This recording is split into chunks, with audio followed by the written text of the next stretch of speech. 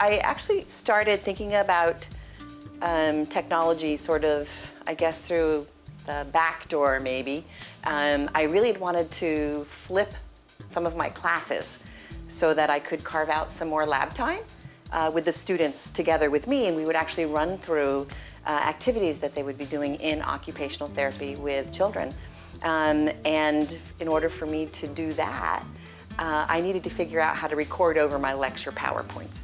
And I went old school, really, first. I actually recorded over PowerPoint. And the files were so huge that the students couldn't open them. So I talked with the educational technology support here, and they turned me on to something called Camtasia. So I did my flipped part of my classroom with Camtasia so that they had gotten the lecture information before they came into class. And then we could just actually spend time practicing the techniques that they'd be doing in occupational therapy with clients. I'm going to talk about the zones of regulation by Leah Kuipers. I was assuming that they all came in that morning, even maybe on the same sort of understanding of material, and I would realize that they weren't. So I ended up introducing learning catalytics, and that was a way for me to assess their learning on the flipped portion of the classrooms. Learning catalytics allows you to re-deliver a question, so I would say, we're not getting enough agreement here that I'm comfortable that you know what I want you to know. So turn to the person to your right, turn to the person to your left, talk about what you answered and why, and then I could re-deliver the question again. So it's actually really peers teaching peers in that moment, which I think is actually sometimes a lot more valuable than teachers teaching students. So I love Voicethread.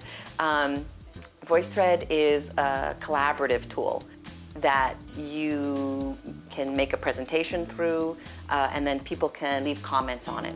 So you actually see a picture of their face while they're leaving the comment. It's really a nice software. Each semester I'll change one more thing. If the technology use makes sense, I'll add one more layer of it to each of the courses. So I would say check out an application called Explain Everything.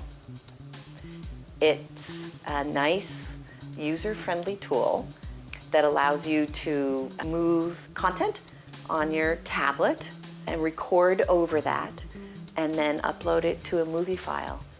And one of the really surprising fallouts, and a really positive one, is that my organization in my online course has really impacted how I organize my face-to-face course in terms of what the students see in Trunk and how I provide an organizational framework for them to get through the material.